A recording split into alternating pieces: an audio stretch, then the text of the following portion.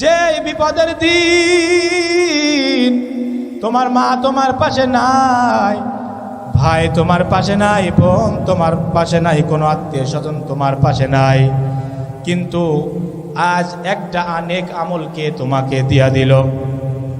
আগে তার সাথে আগে তাকে আমাকে দেখিয়ে দাও। এদিকে আল্লাহ তাআলার নির্দেশে সমস্ত ফেরেশতারা তাকে জাহান্নামের দিকে নিয়ে যাইতেছে। তাকে জাহান্নামের দিকে নিয়ে যাওয়ার আগে এই জান্নাতি বান্দা জাহান্নামী বান্দাকে ডাক দিয়ে বললেন, ভাই আল্লাহ তাআলা তোমাকে ডেকে পাঠিয়েছেন। তখন আল্লাহ তাআলার সামনে যখন চলে আসলো, আল্লাহ তাআলা তখন বললেন, হে বান্দা, তোমার একটা নেক, আর তুমি কেন এই মহাশয়ের দিনে, এই বিপদের দিনে কেন তাকে তুমি হেল্প করলে? তখন ওই বান্দা আল্লাহকে বলবেন, আল্লাহ আমি জানি আমার জাহান্নাম আপনি ঘোষণা করেছেন, আমার জান্নাত হবে না এটা আমি জানি। ফেরেশতারা আমাকে জাহান্নামে নিয়ে যাইতেছেন। আল্লাহ আমি জানি আমার জান্নাতটুকু হবে না, এই একটা নেক আমল দ্বারা আমার কিছুই হবে না।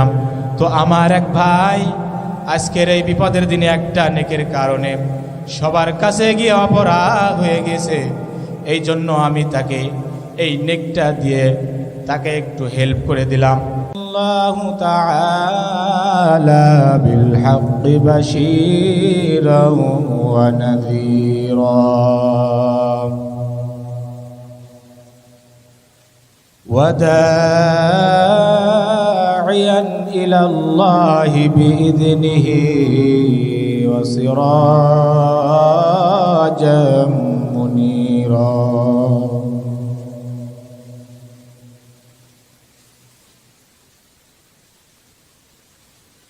أما بعد فأعوذ بالله من الشيطان الرجيم. بسم الله الرحمن الرحيم.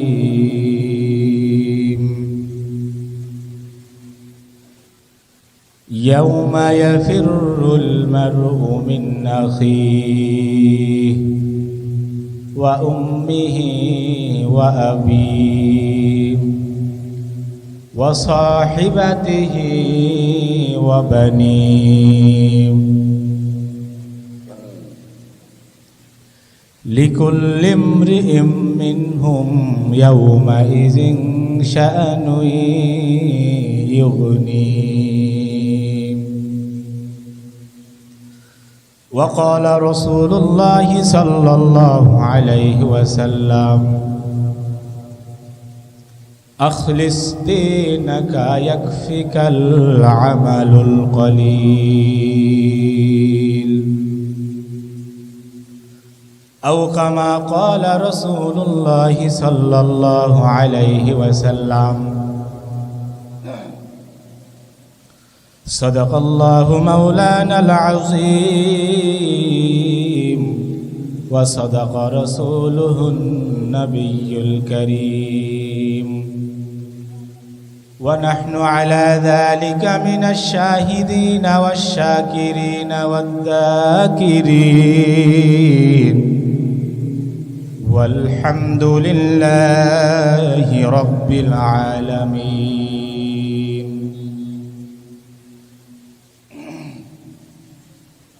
بذكر شهر جبینی در خروش است، ولیدانا دری معنا کے گلشاست.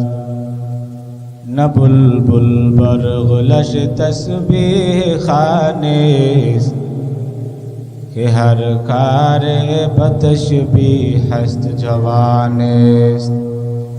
مومنا ذکر خدا بسیار گو، یاد او کن یاد او کن یاد او لا الہ الا اللہ. یوم یفر المرء من اخیہ ওয়া উম্মিহি ওয়া আবিহি ওয়া সাহিবাতিহি ওয়া বানিহি লিকুল্লি ইমরিইম মিনহুম ইয়াওমাইযিন শাআনুন ইউগনিহি। কার পরিচয় সেদিন? কেউ কারো না সেদিন। কেউ সেদিন দেখা দিবে না। দেখা যদিও দিবে, আমার কাছ থেকে পলায়ন করার জন্য তারা ছুটে যাবে, এমন ভাব করবে যে যেন আমাকে দেখতে না পায়। আমার আত্মীয় স্বজন, আমার রক্তের কেউ যেন, আমার সম্পর্কের কেউ যেন আজ আমাকে দেখতে না পায়। ভাইরা আমার, এই জন্য আমাদের হিসাব আমাকেই দিতে হবে। আমার কবরে আমাকেই যেতে হবে। আমার হাসরের মাঠে আল্লাহ তাআলার দরবারে আমার হিসাব আল্লাহ তাআলার সামনে আমাকেই দিতে হবে, কেউ দিবে না সেদিন। ভাইরা আমার, এই জন্য আমাদেরকে এইসব মাহফিলের যে উদ্দেশ্য, সেটা কি?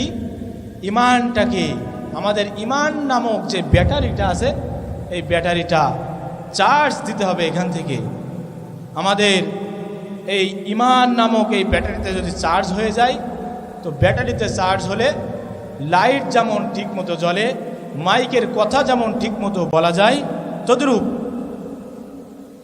অন্ধকার যেমন দূরে চলে যায় আলো জ্বলার কারণে। ইমান যদি মজবুত থাকে, তাহলে আমাদের কিয়ামতের ময়দানে, হাসরের দিনে আল্লাহ তাআলার সামনে, আল্লাহ তাআলার যে ভয়াবহ যে দিন, এই দিনে আমাদের কোনো অসুবিধা হবে না, কারণ আমাদের ইমান মজবুত ছিল, আমাদের ইমান মজবুত আছে ইনশাআল্লাহ। সম্মানিত হাজিরিন, তো আল্লাহ তাআলা এই ঘোষণা কুরআনের মধ্য দিয়ে দিয়েছেন। আল্লাহ তাআলা বলেন, ওদিন মা, আমার যে মা আমাকে 10টা মাস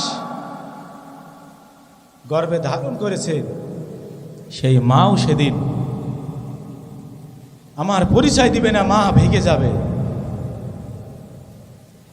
বাবাও সেদিন ভেগে যাবে।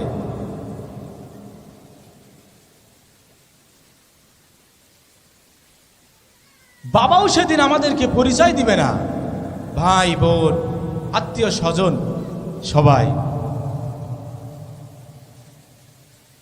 কিয়ামতের ময়দান এমন এক কঠিন মহাশয়ের ময়দান, যে ময়দানে মা বাবা সন্তানকে পরিচয় দিবে না, সন্তান মা বাবাকে পরিচয় দিবে না। সন্তান মায়ের কাছে যাবে, মায়ের কাছে যাওয়ার পর মাকে বলবে, মা এমন এক বিপদে পড়ে গেছি গো মা, যদি আমার কিছু নেকের প্রয়োজন হয়, যদি তুমি আমাকে আজ উপকার করতে পারো, আল্লাহ তাআলার সামনে যদি এই নেকটুকু যদি আমি উপস্থাপন করতে পারি, আল্লাহ তাআলার সামনে যদি আমি দেখাইতে পারি, আল্লাহ তাআলা হয়তো আমাকে মাফ করে দিবে। মা কথাটা শোনার পর সন্তানের দিকে তাকানো তো যেমন কেমন কথা। সন্তান যেই মুহূর্তে মায়ের কাছে এইভাবে বলার জন্য মায়ের দিকে চলে আসবে, মা সন্তানকে এইভাবে আসা দেখা মাত্রই মা এমনভাবে জায়গা থেকে সরে যাবে, সন্তান মায়ের কাছে যে কথাটা বলতে পারবে না। মা এমনভাবে বলবে, কে তুমি? দুনিয়াতে তো আমার কোনো বিবাহ শাদী হয় নাই, আমার তো কোনো সন্তান নাই। সন্তান নিরুপায় হয়ে বাবার কাছে যখন যাবে, বাবাকে যখন ডাক দেয়া বলবে, আমার কিছু নেকের প্রয়োজন, বাবা আল্লাহ তাআলার সামনে যদি আমি উপস্থাপন করতে পারি, তাহলে আল্লাহ তাআলা হয়তো নেকের মাধ্যমে আমাকে মাফ করে দিলেও দিতে পারে।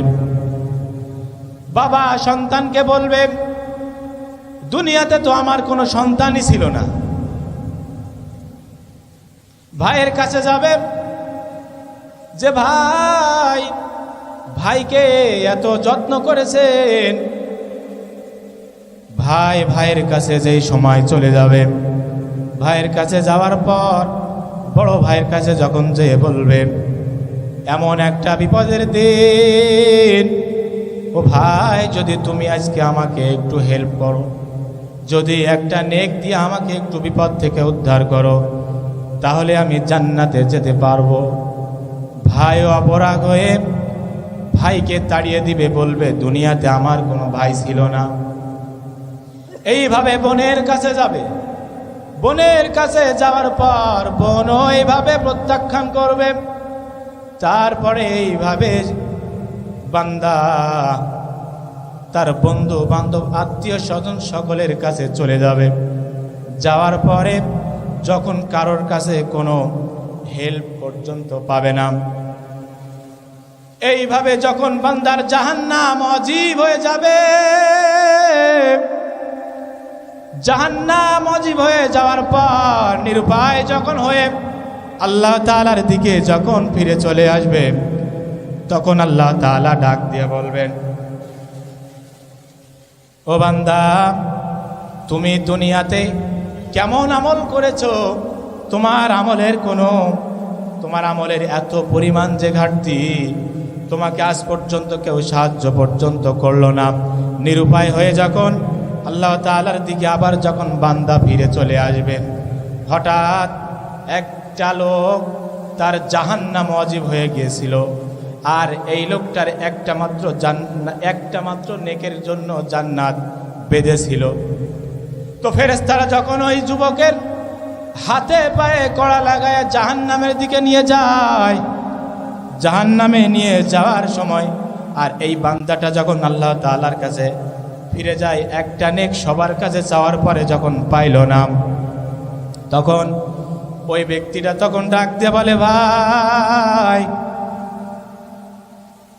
সবার কাছে গেল, কেউ তোমার কোনো নেকের কোনো ব্যবস্থা করে দিল না। আমার কাছে যদিও তুমি চাও নাই, তবে তোমার সাথে আমার একটু কথা।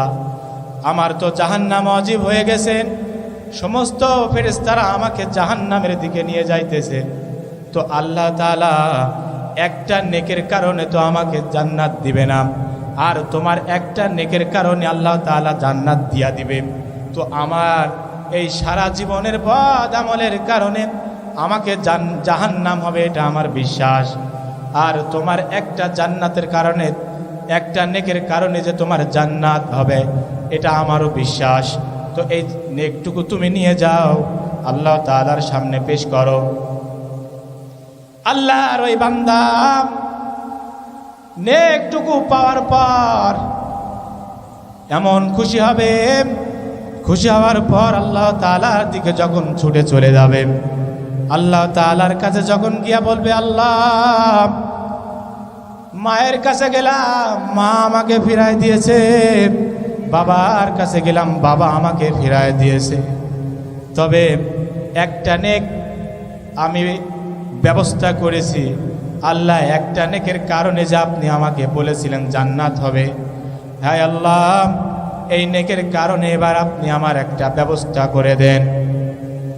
তখন আল্লাহ তাআলা ওই বান্দাকে লক্ষ্য করে ডাক দেয়া বলবেন, এ বান্দা, যে বিপদের দিন তোমার মা তোমার পাশে নাই, যে বিপদের দিন তোমার মা তোমার পাশে নাই, ভাই তোমার পাশে নাই, বোন তোমার পাশে নাই, কোনো আত্মীয় স্বজন তোমার পাশে নাই, কিন্তু আজ একটা নেক আমলকে তোমাকে দিয়া দিল, আগে তাকে আমাকে দেখিয়ে দাও। এদিকে আল্লাহ তাআলার নির্দেশে সমস্ত ফেরেশতারা তাকে জাহান্নামের দিকে নিয়ে যাইতেছে। তাকে জাহান্নামের দিকে নিয়ে যাওয়ার আগে এই জান্নাতি বান্দা জাহান্নামী বান্দাকে ডাক দিয়ে বললেন, ভাই, আল্লাহ তাআলা তোমাকে ডেকে পাঠিয়েছেন। তখন আল্লাহ তাআলার সামনে যখন চলে আসলো, আল্লাহ তাআলা তখন বললেন, হে বান্দা, তোমার একটা নেক, আর তুমি কেন এই মহাশয়ের দিনে, এই বিপদের দিনে কেন তাকে তুমি হেল্প করলে? তখন ওই বান্দা আল্লাহকে বলবেন, আল্লাহ আমি জানি আমার জাহান্নাম আপনি ঘোষণা করেছেন, আমার জান্নাত হবে না এটা আমি জানি। ফেরেশতারা আমাকে জাহান্নামে নিয়ে যাইতেছেন। আল্লাহ আমি জানি আমার জান্নাতটুকু হবে না, এই একটা নেক আমল দ্বারা আমার কিছুই হবে না। তো আমার এক ভাই আজকের এই বিপদের দিনে একটা নেকের কারণে সবার কাছে গিয়ে অপরাধ হয়ে গেছে, এই জন্য আমি তাকে এই নেকটা দিয়ে তাকে একটু হেল্প করে দিলাম। আল্লাহ তাআলা তখন ডাক দিয়া বলবেন, বান্দা এই বিপদের দিন সবাই যখন তাকে তাড়িয়ে দিয়েছে, আর তুমি তখন একটা নেক দিয়ে তুমি তখন তাকে জান্নাতের ব্যবস্থা করে দিয়েছো। তাকে যদি তুমি একটা নেক দিয়ে তার জাহান্নামটুকু জান্নাতের ব্যবস্থা করে দিতে পারো, আমি দয়ার আল্লাহ, আমি মায়ার আল্লাহ। তোমার জাহানে যদি এতটুকু মায়া থাকে তাহলে বলো, এই কুল কায়নাত আমি আল্লাহ তোমাদের জন্য সৃষ্টি করেছি, আসমান তোমাদের জন্য সৃষ্টি করেছি, জমিন আমি তোমাদের জন্য সৃষ্টি করেছি, সমস্ত মাখলুকাত আমি তোমাদের জন্য সৃষ্টি করেছি। আর একটা নেকের কারণে যদি তুমি আমার এই বান্দাটাকে সাহায্য করতে পারো, দয়া যদি তুমি দেখাইতে পারো গো, তাহলে আমি কেন আহকামুল হাকিমিন, আমি দয়ার আল্লাহ, আমি মায়ার আল্লাহ, তোমার এই জাহান্নাম আমি ঘোষণা করে দিলাম। এখন থেকে তুমি তোমার এই বন্ধু সহ তুমি জান্নাতে চলে যাবা। সুবহানাল্লাহ বলেন। জাহান্নামী ব্যক্তিটাকে আল্লাহ তাআলা ওসিলা স্বরূপের উসলতে, যেখানে মা তাকালো না, বাবা ফিরে তাকালো না, সেই সময় একটা নেকের কারণে যে জাহান্নামী হয়ে যাইতেছিল, আর আরেক বান্দার পুরোটা জিন্দেগিটাই গুনাহ, মাত্র একটা নেক ছিল। একটা নেক তাকে দিয়ে দেওয়ার কারণে আল্লাহ তাআলা দুইজনকেই জান্নাতে দিয়ে দিয়েছেন। বলেন সুবহানাল্লাহ।